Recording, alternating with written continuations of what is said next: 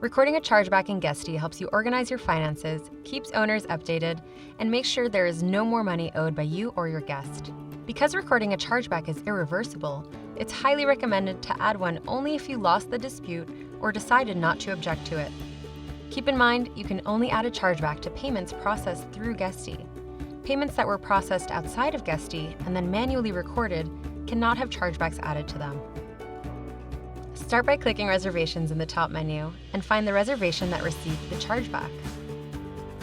Then, click here to reach the Reservations Payment section. Now, next to the payment that received the chargeback, click Payment Actions. In the pop-up, fill in the amount, the date, and the reason for the chargeback. You can also type in a note for any internal needs, and when done, click Record.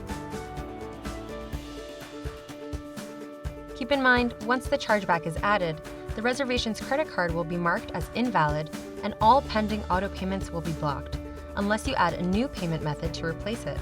However, if you suspect fraud, it's recommended to cancel the reservation. If you want to learn more, feel free to continue browsing our Help Center. Thanks for watching!